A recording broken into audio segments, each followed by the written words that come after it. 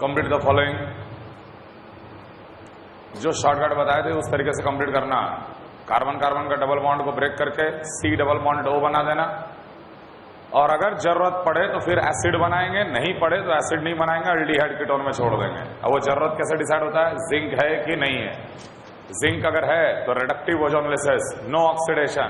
लेकिन जिंक अगर नहीं है तो फिर ऑक्सीडेटिव ओजोनोलिसिस, हम लोग अल्डिहाइड कीटोन को एसिड में कन्वर्ट कर देंगे। जल्दी जल्दी करो थोड़ा। पहले में क्या होगा बताइए जल्दी। डबल बॉन्ड ब्रेक किए, यहां भी डबल बॉन्डेड हो, डबल बॉन्डेड हो। जिंक प्रेजेंट है तो यहां पर हमें मिलेगा 2 मोल CH3CHO। क्लियर है सबको? यहां पर बॉन्ड ब्रेक किए, डिसाइड करते हैं टर्मिनल कार्बन पे C है। अगर ये जिंक नहीं होता तो इसको हम लोग कार्बन डाइऑक्साइड में ले जाते, लेकिन जिंक है इसलिए ये जो होगा वो HCHO में कन्वर्ट होगा, क्योंकि यहां पर डबल बॉन्डेड हो दे दोगे तो इट इज HCHO, और साथ में यहां पर डबल बॉन्डेड हो दे दोगे तो क्या बन जाएगा? ये असीटोन।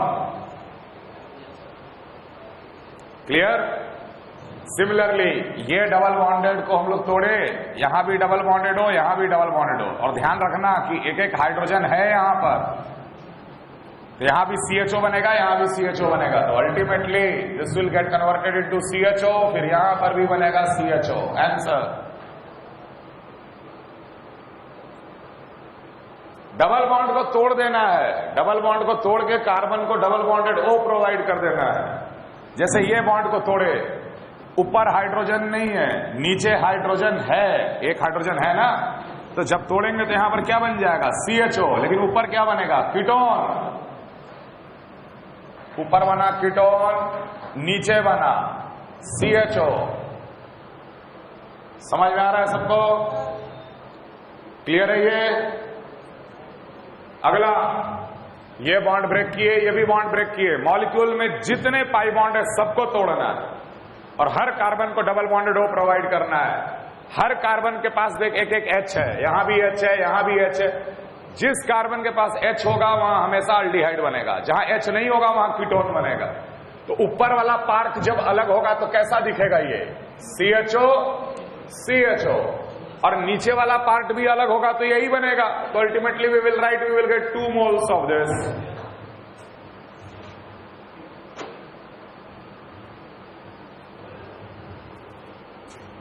Break the carbon carbon double bond and provide क्या बना रहे थे?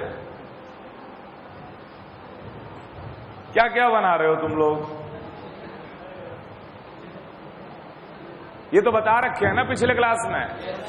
अगला, जितने डबल बॉन्ड है सबको तोड़ना है। इसे भी तोड़ दिए, इसे भी तोड़ दिए। तोड़ने के बाद ये अलग पार्ट निकलेगा, यहां से लेकर यहां तक, फिर ये कॉन्टिन्यूअस चेन यहां तक। हमने तो ये तोड़ा है ना, ये तोड़ा है तो ये अलग अलग हो जाएगा ना, ऐसे अलग अलग हो गया ना तोड़ने के बाद। ऊपर भी हाइड्रोजन, नीचे भी हाइड्रोजन, तो यहां भी CHO, यहां पर भी CHO। ब्रेक करने के बाद ये ऊपर गए तो यहां पर भी CHO, और ये अलग हट गया, अलग हट गया तो HCHO। और वही अगर जिंक अगर एब्सेंट है तो यहीं से ड्रॉ करना, जो जो CHO दिख रहा है सब किसमें कन्वर्ट हो जाएगा? COOH, COOH, यहां पर भी COOH, यहां पर भी COOH। और इसका क्या प्रोडक्ट लिखते? फॉर्मिक एसिड कभी नहीं बनता है। CO2 plus, terminal carbon always goes towards carbon dioxide and water vapour. Clear? Benzene का ओजोनोलिसिस में हीट की आवश्यकता होती है। कौन सा? 3 टाइम्स कहां पर?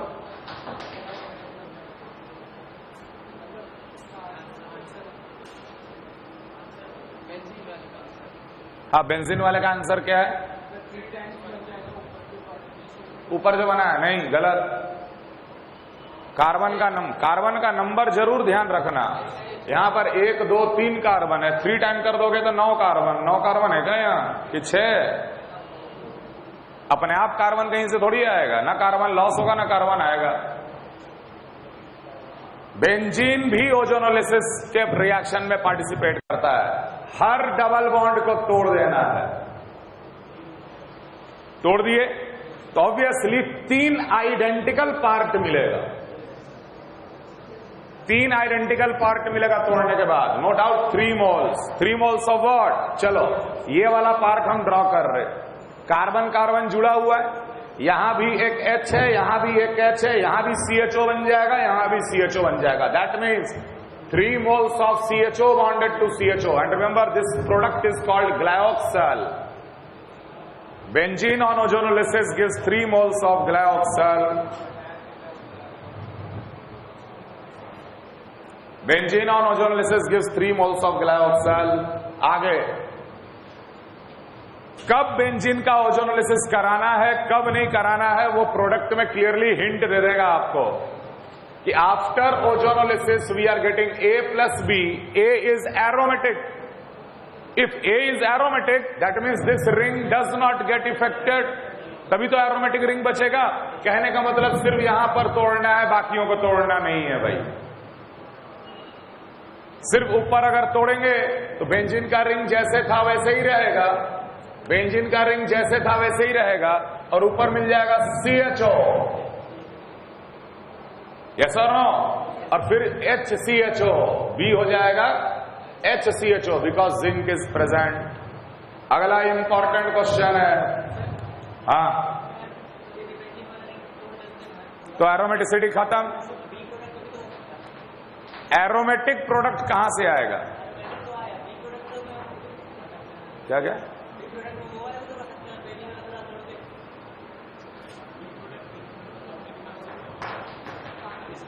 बी प्रोडक्ट में बेंजीन को पूरा तोड़ के बनाएंगे। बेंजीन जब बच गया तो तोड़ेंगे क्या है?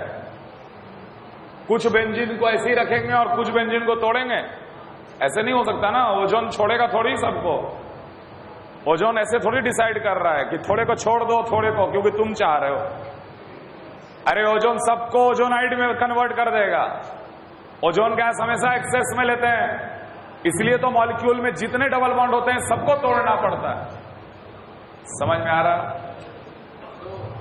How many possible different product will get form?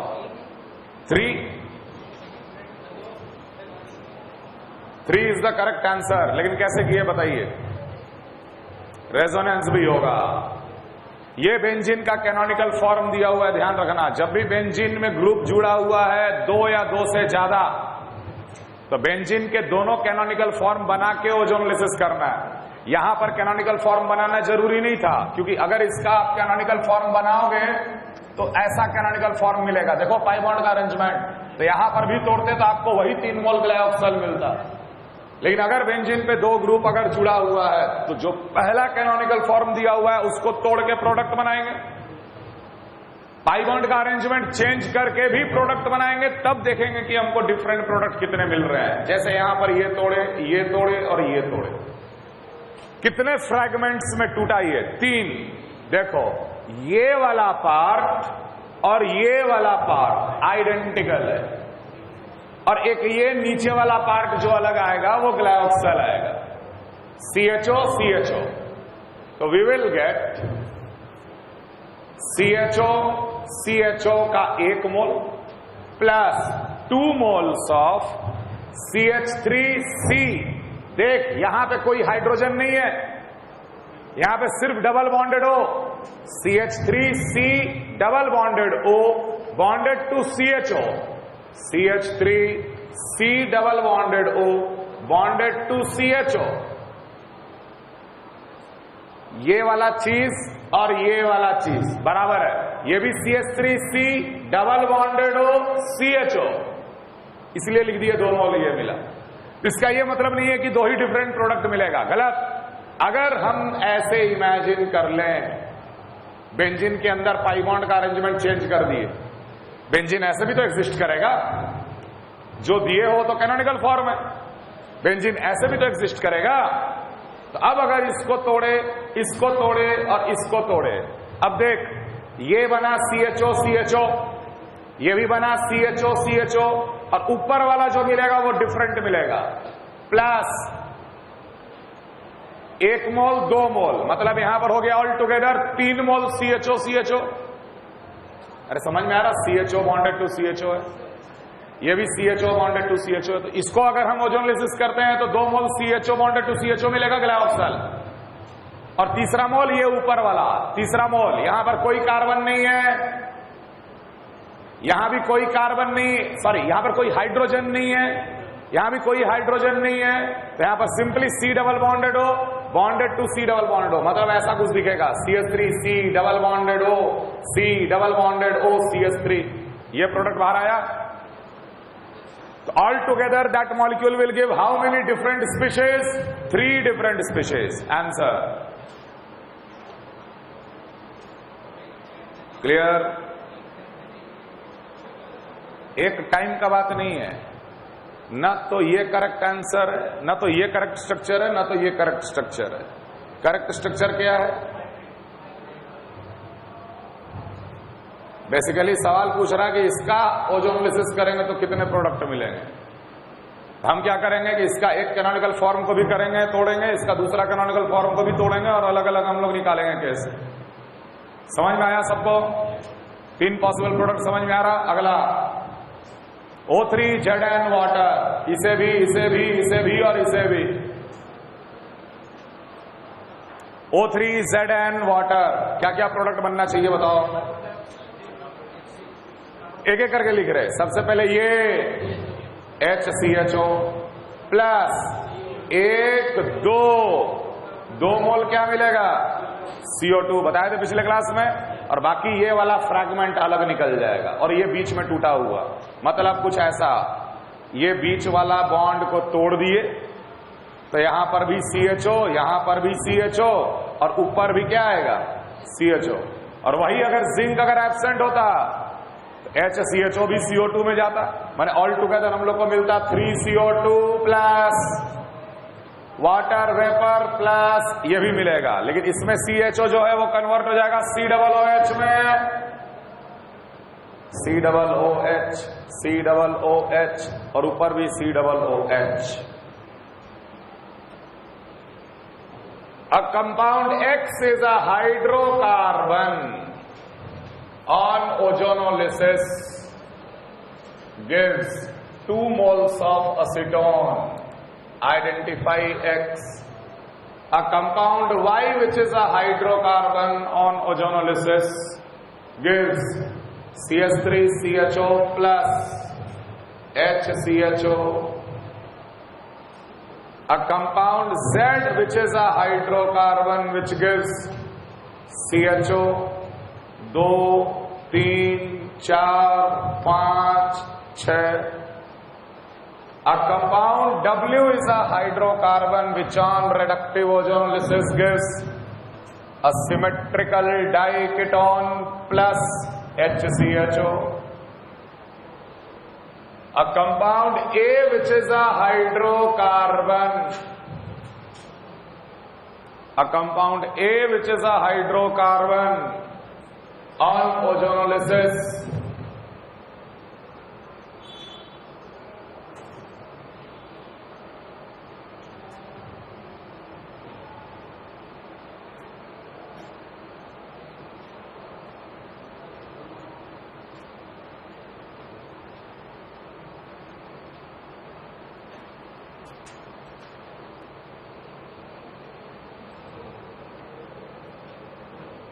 Sorry, यहां पर 2 नहीं है,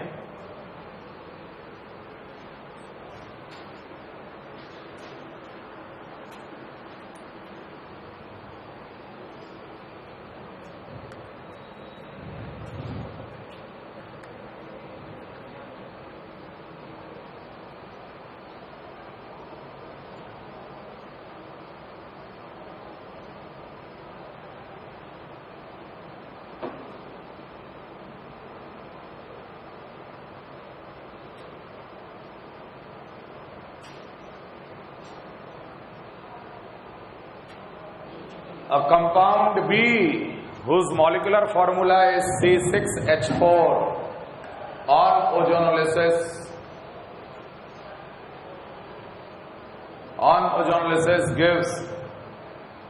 gives C3H2O3.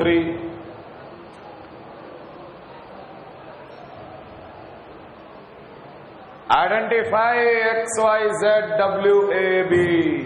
उल्टा, ओजोनोलिसिस का उल्टा। बहुत ही सिंपल सा चीज है यार ये भी, कि यार आप जब डबल बॉन्ड को तोड़ के डबल बॉन्डेड O दे रहे थे, तो आप किसी भी 2 मॉलिक्यूल का डबल बॉन्डेड O को आमने सामने लाओ और इसे हटाकर डबल बॉन्ड लगाओ। उल्टा ही करना है ना, अल्कीन को ही तो पहचानना है। तो जब डबल बॉन्ड को तोड़ के दोनों कार्बन को डबल बॉन्डेड O प्रोवाइड कर रहे थे, तो दोनों डबल बॉन्डेड O को आमने सामने लाके O2 हटा दो और डबल बॉन्ड लगा दो बीच में। बताइए पहले का क्या आंसर होना चाहिए? What should be X? कौन सा प्रोडक्ट कितना मोल बना है वो दिया नहीं रहता, ये आपको डिसाइड करना है। और हमेशा सिंपलेस्ट स्ट्रक्चर बनाना है, कोई कॉम्प्लिकेटेड स्ट्रक्चर नहीं।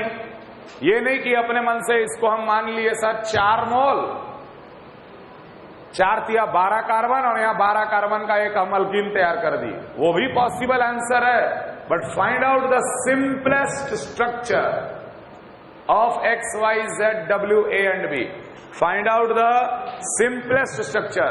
और एक बात ध्यान रहे कि कभी भी एंटी एरोमेटिक स्पीशीज मत बनाना, क्योंकि एंटी एरोमेटिक स्पीशीज एग्जिस्ट नहीं करता रूम टेम्परेचर पे। समझ में आ रहा था? क्लियर है? बता X क्या होना चाहिए?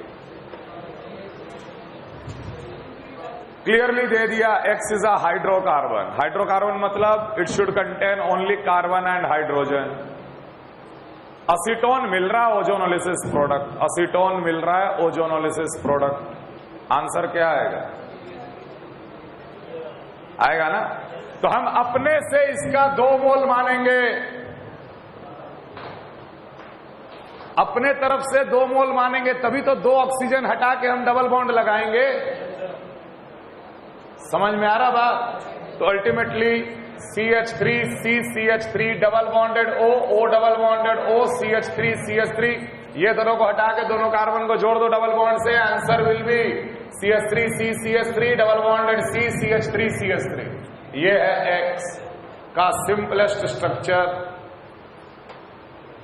देखो X को ओजोनोलिसिस करेंगे तो वो प्रोडक्ट नहीं मिलता क्या, दोनों तरफ सेम मिलता है, इसीलिए हम लोग 2 मोल एसीटोन या simply acetone is the product. अगला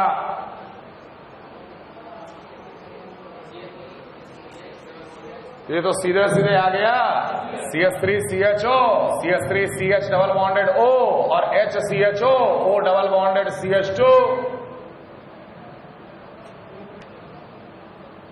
और ये दोनों को हटा के डबल बॉन्डेड लगा दिए तो Y क्या आ गया CH3 CH double bonded CH2। Answer अगले में क्या होना चाहिए, समझ में आ रहा है, अपने आप आपको हिंट मिल जाएगा कि अगर एक ही मॉलिक्यूल में 2 कार्बोनिल दिख रहा है और दोनों को आसपास लाके ऑक्सीजन को हटाने से और इन दोनों कार्बन को डबल बॉन्ड से जोड़ने से 1 2 3 4 5 6 मेंबर का रिंग बन रहा है। Ultimately this Z is cyclohexane.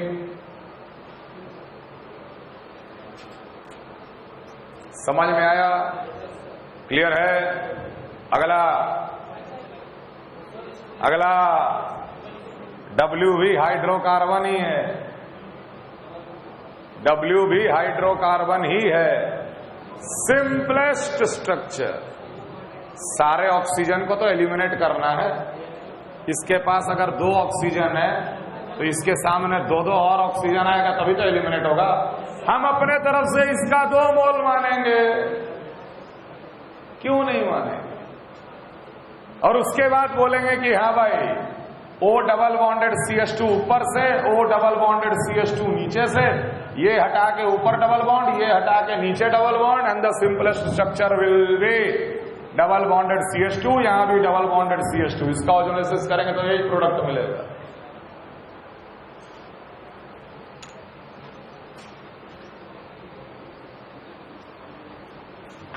अब देखो एक बहुत ही छोटा सा लेकिन इंपॉर्टेंट बात, what is the use of ozonolysis reaction?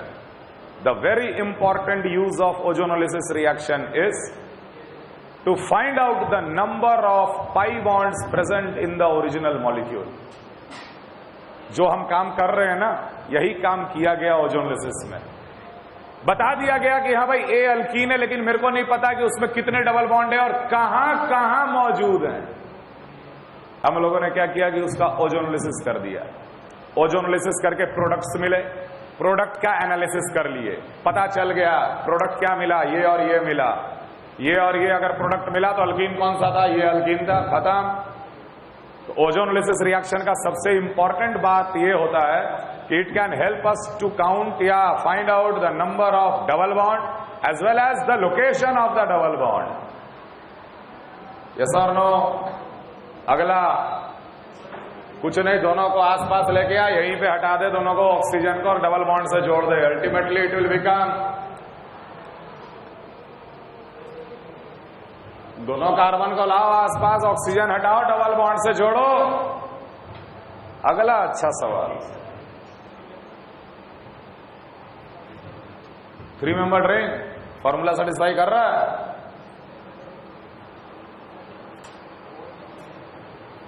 जब मॉलिक्यूलर फॉर्मूला दिया है ना तो कैलकुलेट द DU। बताओ तो DU कितना है पहले वाले का? DU कितना है? 2x + 2 - y divided by 2। 12 2 14 -4 10 10/2 5। इसका DU कितना है? 5 DU है। सोच रहे हो बेटा, 6 ही कार्बन में 5 DU।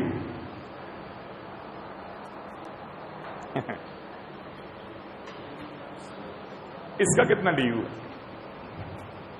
ऑक्सीजन होने से तो ऑक्सीजन को भूल जाओ।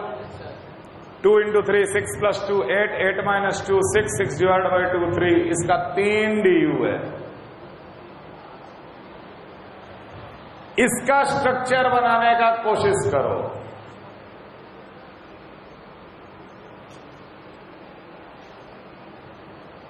अब ऐसे सोचेंगे, देखो बिल्कुल लॉजिकली जाएंगे, लॉजिकली ये जो प्रोडक्ट है ये ओजोनोलिसिस का प्रोडक्ट है।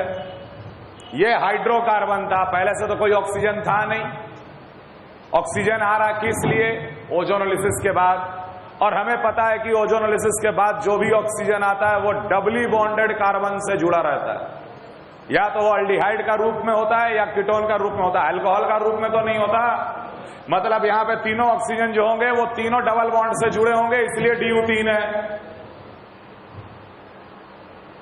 समझ में आ रहा? क्लियर है? एक ऑप्शन है यार कि 3 कार्बन, 1 2 3 और 3 डबल बॉन्डेड O लगाना है, तो ऑब्वियसली एक डबल बॉन्डेड O इधर, दूसरा इधर, तीसरा इधर, यहां पे एक H, यहां पे एक H। इसके अलावा और कोई स्ट्रक्चर बन ही नहीं सकता, इसके अलावा और कोई स्ट्रक्चर बन ही नहीं सकता। बना पाओगे क्या DU 3 वाला? एक और दिमाग में आया था मेरा, लेकिन हम रब कर दिए। यहां तो हाइड्रोजन ही नहीं, या बोल DU 4 है, 3 पाई बॉन्ड और 1 रिंग, ये तो स्ट्रक्चर होगा ही नहीं। एकमात्र पॉसिबल स्ट्रक्चर तो ओनली वन प्रोडक्ट ये बना। फिर तुम्हारे दिमाग में क्या आना चाहिए? एक और नीचे से ऐसे ही लगा दें, सारे ऑक्सीजन को हटाना है। जैसे वो सवाल में हम 2 मोल मान लिए, वैसे इसका भी तो 2 मोल माना जा सकता है। तो O double bonded C, C double bonded O, C double bonded O, H H मान लो ऐसा किए, हटा के सब जगह डबल बॉन्ड लगाए। 1 2 3 4 5 6 सिचुएशन कुछ ऐसा हो गया।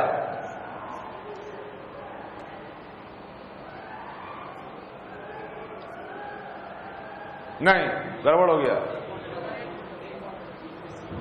1 2 अच्छा, एक को हटा दो, एक को हटा दो। सिचुएशन ऐसा हो गया, नो डाउट फॉर्मूला सेटिस्फाई कर रहा है, 3 डबल बॉन्ड और 2 रिंग 5, लेकिन ये स्ट्रक्चर हो नहीं सकता, ये एंटी एरोमेटिक है, एंटी एरोमेटिक बनाना ही नहीं। अब क्या करें? अब क्या करें? तब एक ही चारा बचता है। क्या चारा बचता है? कि पहले ये दोनों को जोड़ दे। ये C डबल बॉन्डेड O और ये C डबल बॉन्डेड O जैसे रिंग बनाए थे ना, वैसे ही ये C डबल बॉन्डेड O और ये C डबल बॉन्डेड O को जोड़ दो। कितना मेंबर का रिंग मिलेगा? 3 मेंबर का रिंग मिलेगा, और जोड़ने के बाद डबल बॉन्डेड O मिलेगा, और एक डबल बॉन्डेड O बच गया। समझ में आ रहा? अब इसका 2 मोल मानते हुए जोड़ दो। Final answer here is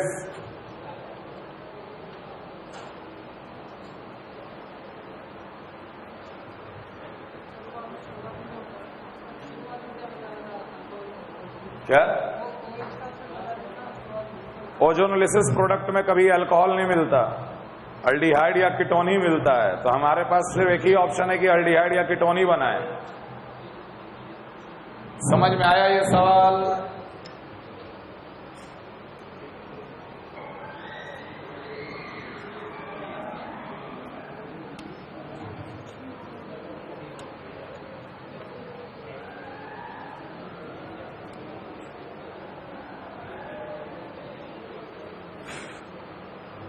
structure तक कैसे पहुंचा गया, समझ में आया?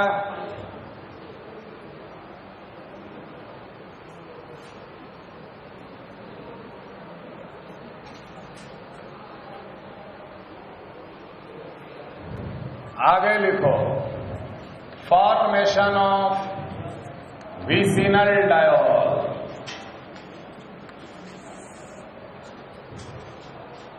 Formation of vicinal diol.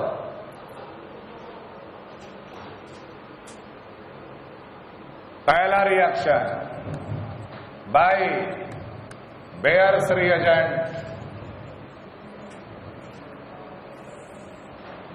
What is Bayer's reagent? It is cold, dilute, alkaline, 1% KMnO4 solution, और इसका अपना कलर पिंक या पर्पल होता है,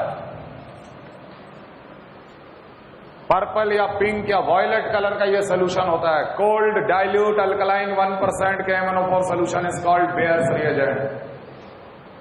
जैसे ही कोई अल्कीन को बेयर्स रिएजेंट के साथ ट्रीट किया जाता है,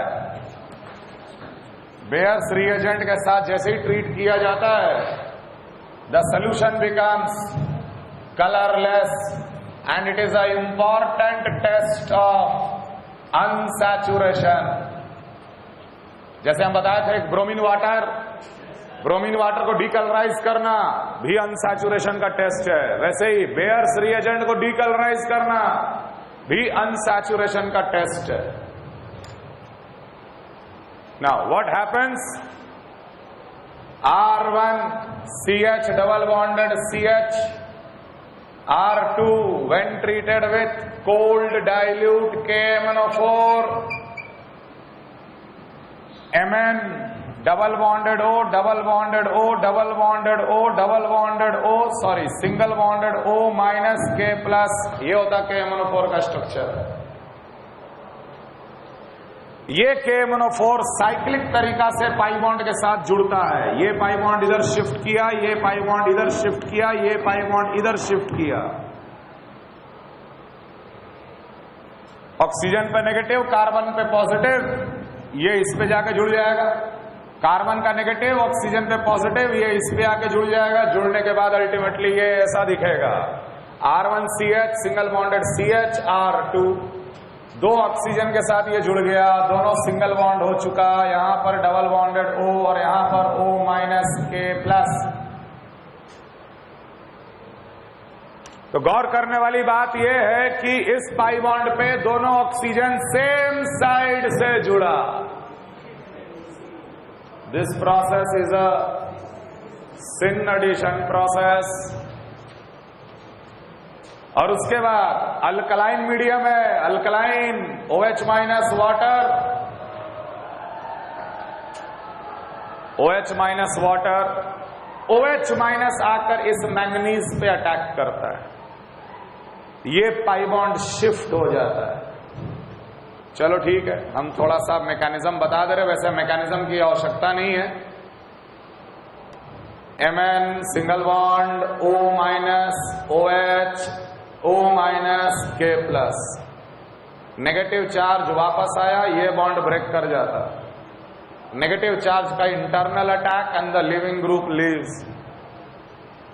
समझ में आ रहा है? और यही O माइनस जो है वो यहां से एक H प्लस गेन कर लेगा। Getting my point? अल्टीमेटली जब H प्लस गेन करेगा तो यहां एक OH लग जाएगा, फिर दोबारा OH आएगा अटैक करने, फिर पाई बॉन्ड शिफ्ट करेगा, फिर वापस आएगा, ये भी बॉन्ड ब्रेक करेगा। 2 बार ऐसा काम होता है। हम डायरेक्ट लिख दे रहे हैं R1CH CH OH OH R2 plus MnO4 minus 1 MnO4 2 minus. Alkaline medium में Mn प्लस 7 से Mn कहां जाता? प्लस 6 में। Is this clear? और इस तरीके से विसनल डायोल बनता है। तो आपको तो कुछ करना नहीं है, आपको पाई बॉन्ड पे सिर्फ 2 OH लगाना है, लेकिन दोनों ऑक्सीजन जो है OH का कहां से आया? KMnO4 से आया। समझ में आ रहा है?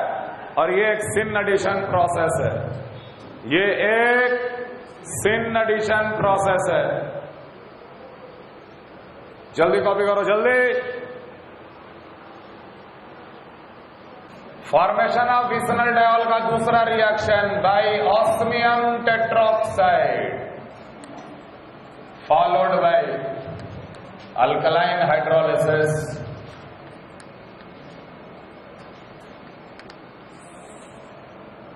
R1CH double bonded CH R2 when treated with OSO4 और उसके बाद OH minus water, we get R1CH OH CH OH R2।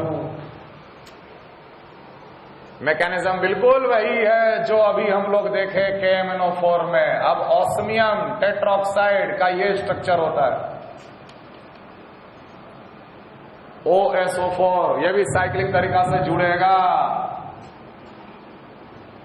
जुड़ने के बाद R1CH single bonded CH2 2 oxygen osmium tetroxide का डबल बॉन्डेड हो। उसके बाद alkaline hydrolysis OH minus water, OH minus osmium पे अटैक करा, पाई बॉन्ड शिफ्ट हुआ, R1CH CH R2 OS, यहां आ गया O minus double bonded OH, negative charge वापस आया, ये बॉन्ड ब्रेक कर गया, O माइनस यहां से H प्लस गेन कर लिया। चलो इसको हम पूरा कंप्लीट किए देते हैं। ये OH हो गया, OS के साथ एक डबल बॉन्डेड O, एक O माइनस और एक डबल बॉन्डेड O। फिर से OH माइनस का अटैक उसी ऑस्मियम पे वापस आएगा तो ये वाला बॉन्ड ब्रेक करेगा और OH से H प्लस ये भी गेन कर लेगा, तो अल्टीमेटली क्या बचेगा? R1CH OH CH OH R2 plus OS double bonded O minus मतलब OSO4 2 माइनस। तो यहां ऑस्मियम का ऑक्सीडेशन स्टेट कितना था? +8। कहां चला गया ऑस्मियम? +6। ऑस्मियम रिड्यूस हुआ, अल्कीन ऑक्सीडाइज हो रहा है क्योंकि अल्कीन ऑक्सीजन गेन कर रहा है। तो ये दोनों जो रिएक्शन पढ़े, बेयर्स रिएजेंट और OSO4, they are basically oxidation of alkenes.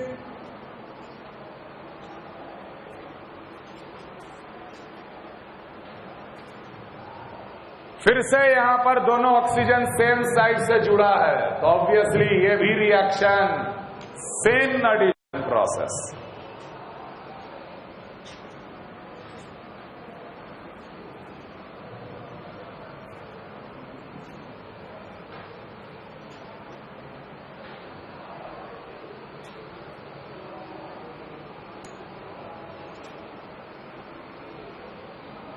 तीसरा, when RCH double bonded CHR2 alkene is treated with hydrogen peroxide, we get RCHOH CHOH R2 सीधे सिम तरीका से। आखिर ये कैसे हुआ? तो RCH double bonded CH R2 के पास आया HOOH, ये भी बनाएगा साइक्लिक 4 मेंबर का साइक्लिक ट्रांजिशन स्टेट।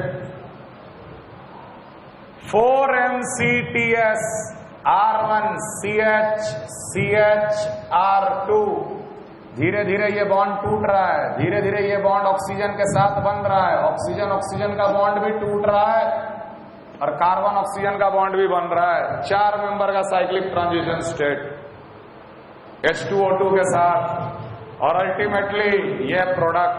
तो ऑब्वियसली दोनों ऑक्सीजन सेम साइड से जुड़ा, इसलिए same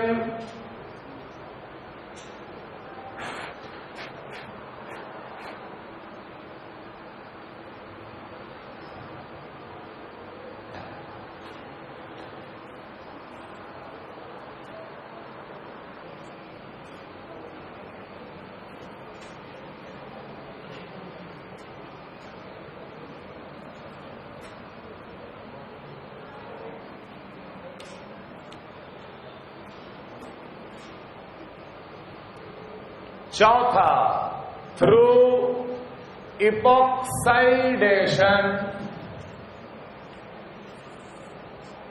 followed by hydrolysis,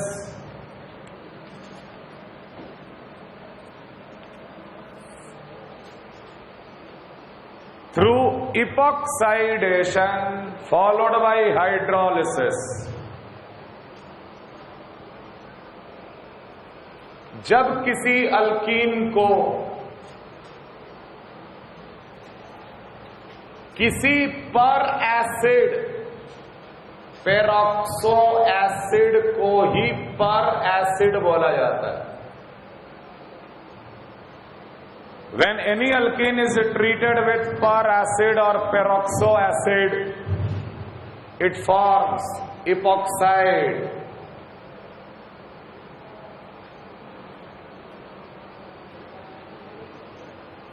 It forms epoxide. Now, what is peracid? Peracid is basically acid plus H2O2. जैसे H2SO4 plus H2O2, it gives H2SO5 plus H2O, peracid. RCOOH plus H2O2, it forms RC double bonded OOH plus water, और इसी को हम लोग बोलते हैं RCO3H, peracid. R कुछ भी हो सकता, क्लियर है?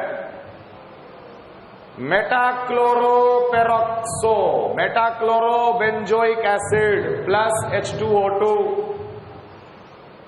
इट कैन फॉर्म Cl, यहां हो जाएगा CO3H प्लस वाटर, और इसी को हम लोग कहते हैं मेटाक्लोरोपेरोक्सोबेंजोइक एसिड, और in short MCPBA. Arrow sign के ऊपर ये लिखा रहेगा, ये नहीं लिखा रहेगा. एरो साइन के ऊपर MCPBA, परएसिड होता है, इपॉक्साइड बनाना है.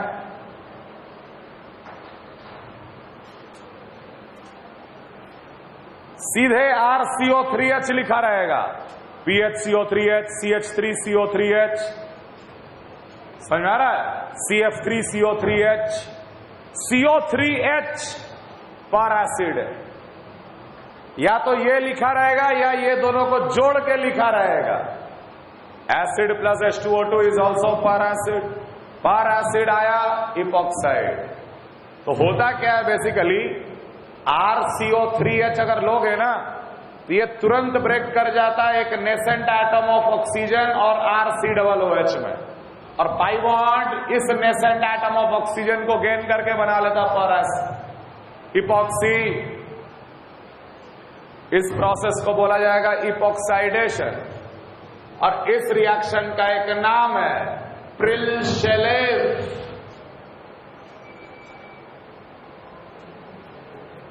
थोड़ा स्पेलिंग में हो सकता है गलती हो, लेकिन प्रिलशेलेव reaction. wherever any alkene is treated with peracid, we get epoxide. That is Prill-Shalev reaction. Prill-Shalev reaction.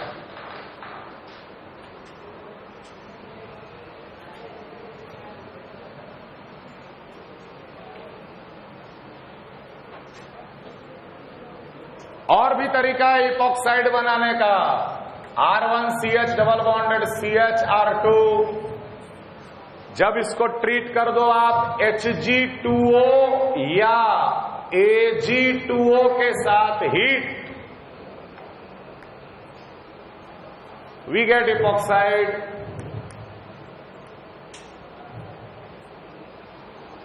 तो होता क्या है कि इन ऑक्साइड को हीट करने पे मेटल सेपरेट हो जाता है,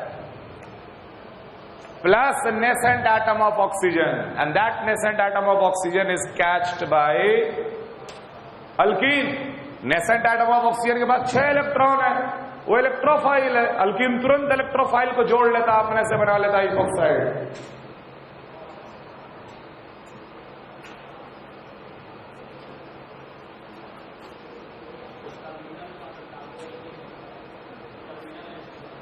क्या फर्क पड़ता है?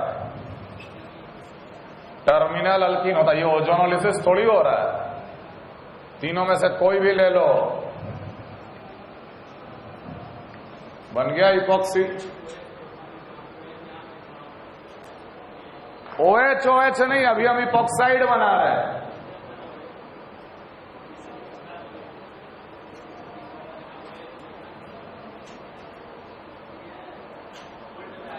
हाँ, 2 OH लगा देंगे यहां पर।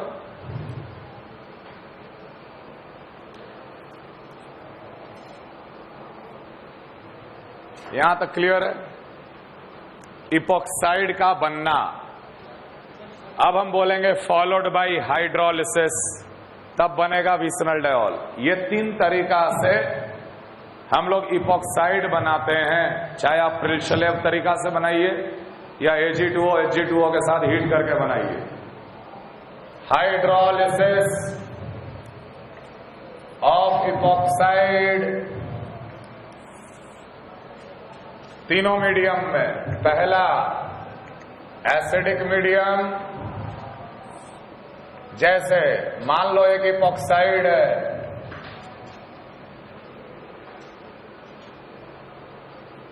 मान लो ये एक इपॉक्साइड है और इस इपॉक्साइड को हम लोग ट्रीट कर दिए H+ water, acidified water, acidic medium hydrolysis.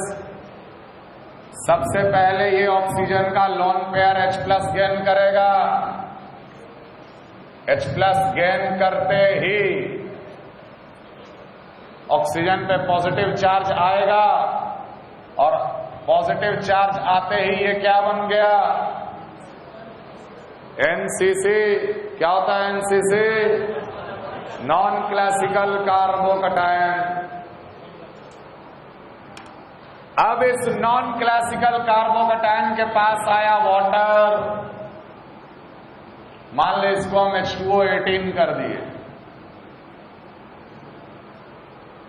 पता तो चले कि कौन सा ऑक्सीजन कहां जा रहा है, ये ज्यादा इंपॉर्टेंट है। Water will behave like a nucleophile and it will attack that carbon where the partial positive charge is. NCC का तो यही रूल है। और जो रिएक्शन एनसीसी से आगे बढ़ता है या ऑपोजिट साइड से अटैक होता है, वो हर हाल में, अब तक हम लोग जो 3 रिएक्शन पढ़े थे ना विसिनल बनाने का, तीनों सिन था। अब ये आ रहा है एंटी, ये बन जाएगा R1CH OH2 पॉजिटिव और यही 18 था CH2OH और ये ब्रेक कर गया और इसमें से एक H+ निकल गया as a catalyst -H+। We will get vicinal diol. दोनों अगल बगल कार्बन पे OH, लेकिन एंटी तरीका से विसिनल डायोल मिला।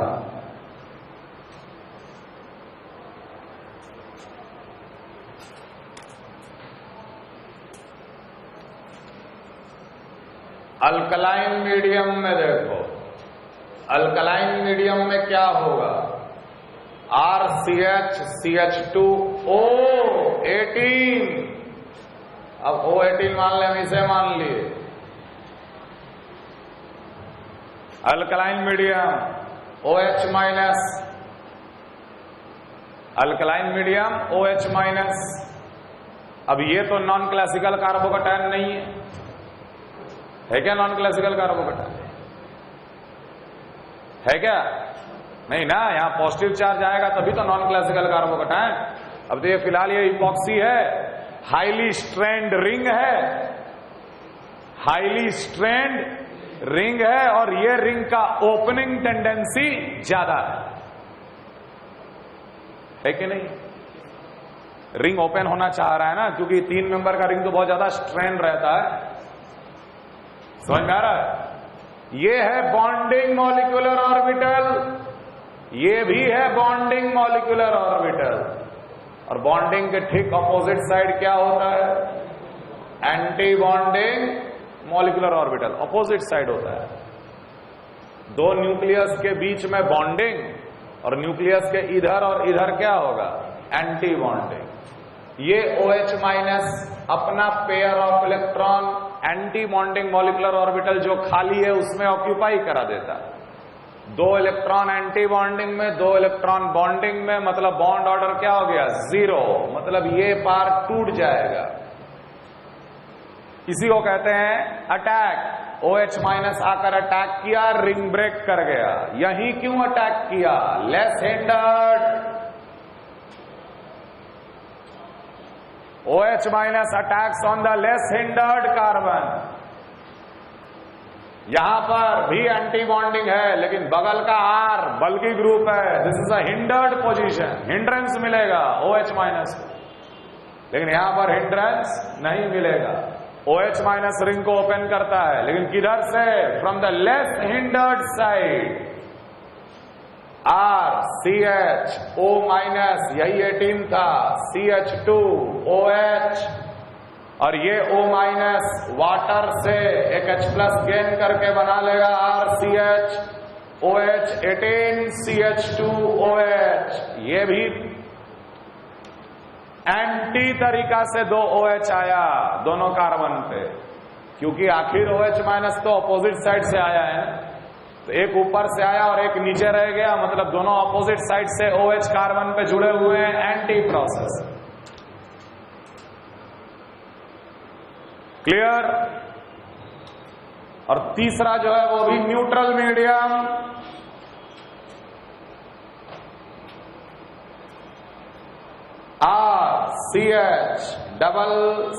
OCH2, मान लीजिए O18 है, सीधे वाटर के साथ ट्रीट कर दो। No acid no base, neutral medium.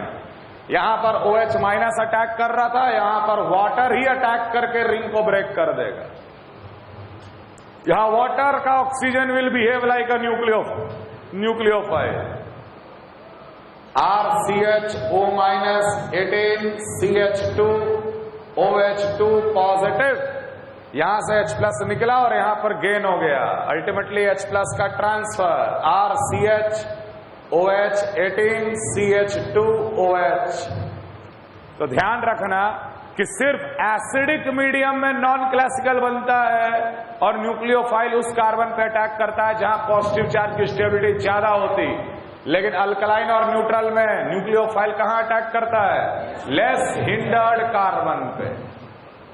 Clear? Clear?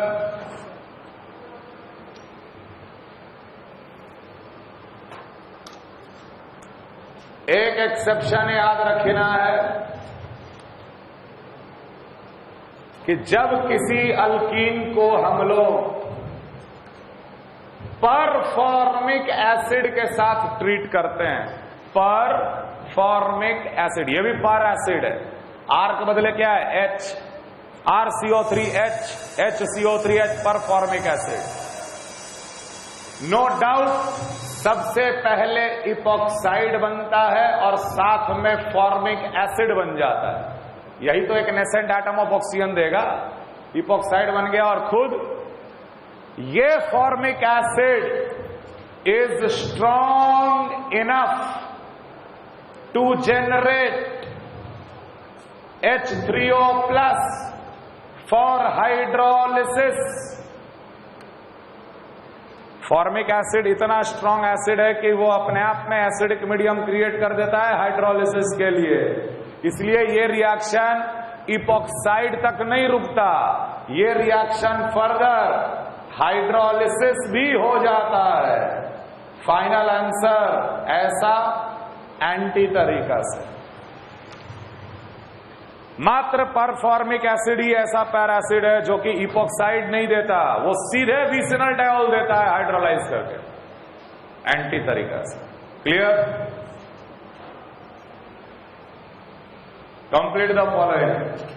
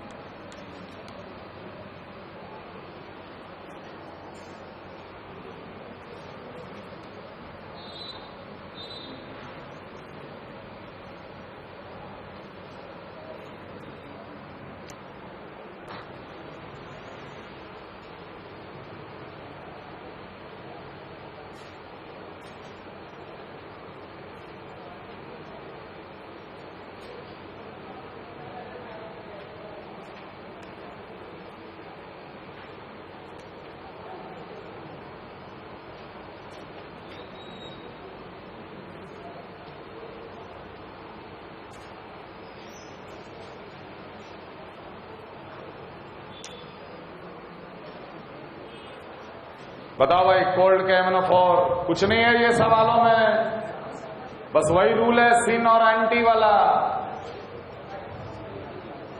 ये कैसा रिएक्शन है, सिन की एंटी? सिन बेयर्स रिएजेंट, 2 OH ही तो लगाना है। सिस पे सिन, सिस पे सिन, एरिथ्रो, एरिथ्रो के लिए दोनों H सेम साइड, दोनों OH सेम साइड। और जैसे ही एरिथ्रो बनाए, ये तो बन गया meso, 2 chiral centre with a plane of symmetry, only 1 product meso, optically inactive. और वही ट्रांस पे अगर हम लोग कर दिए OSO4 जो कि सिन है, यहां भी 2 OH ही लगाना है, ट्रांस पे सिन क्या होगा? 3O CH3 CH3 HH OH OH plus image racemic mixture.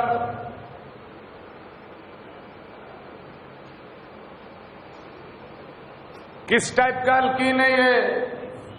सिस की ट्रांस, सिस पे सिन, एरिथ्रो, मिथाइल और इथाइल का फिशर बनेगा। अब प्लेन ऑफ सिमेट्री नहीं आएगा एरिथ्रो बनाओगे तो। HOH HOH 2 chiral centre, no plane of symmetry, plus image racemic mixture. कर लोगे कंप्लीट? कैसा अल्कीन है ये?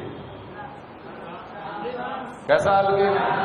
ट्रांस पे H2O2, H2O2 भी तो सिन, 2 OH ही तो जोड़ता है। ट्रांस पे सिन, ट्रांस पे सिन, 3O इथाइल और methyl, ETME 3O HOH HOH plus image. अगला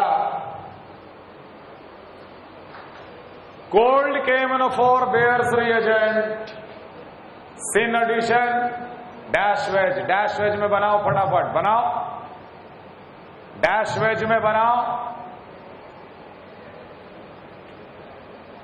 डैश वेज में बनाइए। मान ले ये OH ऊपर से, ये भी OH ऊपर से आया, इसी को बोलेंगे सिन एडिशन। OH ऊपर से आया तो मिथाइल, नीचे से प्लस, साथ में क्या बनेगा इसका? Image racemic mixture. क्लियर? अगला RCO3H H3O प्लस। RCO3H क्या करेगा? और तरीके क्या करेगा RCO3H? क्या करता है RCO3H?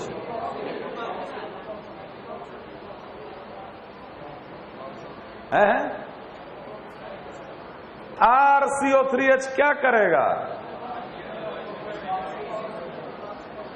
इपॉक्सी बनाएगा। अच्छा, थैंक यू। और इपॉक्सी बनाने के बाद H3O प्लस क्या करेगा? क्या करेगा? हाइड्रोलिसिस। फाइनल आंसर क्या होगा? 2 OH ही लगाना है ना, तो इपॉक्साइड बना के हाइड्रोलिसिस करना मतलब भी विसनल डायोल बनाना। यहां एक OH, यहां एक OH, लेकिन ये एंटी एडिशन है, तो सिस पे anti, 3O Me H OH OH H plus image. MCP भी ये क्या करता है? MCP भी ये क्या करता है? क्या क्या करता है? नाम है ना, ऊपर वाला करता है कि नीचे वाला करता है? इपॉक्सी बनाता है, और उस इपॉक्सी का हाइड्रोलिसिस होता है। सिन होता है कि एंटी होता है? एंटी होता है। ट्रांसपेरेंटी क्या मिलेगा? ट्रांसपेरेंटी क्या मिलेगा? Erythro meso compound, only 1 answer. ये खुद कर लेना। ACO2H ये क्या लिख दिए? CH3 COOH। AC क्या होता है? CH3 C double bonded O, और उसके बाद O2H माने पर एसिड। पर एसिड का एक और रिप्रेजेंटेशन देख ले, पैरासिड हाइड्रोलिसिस एंटी, एंटी मतलब एक OH ऊपर से तो एक OH नीचे से। अगर OH यहां पर अबव द प्लेन है तो मिथाइल कहां जाएगा? बिलो द प्लेन, साथ में इमेज रेसमिक मिक्सचर। इपॉक्साइड का रिंग खोलो, इपॉक्साइड का रिंग खोलो। आपको मैंने H+ वाटर बताया है, OH- बताया है और सिंपल वाटर भी बताया है। तो ऐसे सोचना, को रिलेट करो। अगर H+ मिथेनॉल है तो मतलब इसके जैसा, अगर MEO- है तो इसके जैसा, और सिर्फ MEOH होगा तो इसके जैसा। कंप्लीट कर, बता।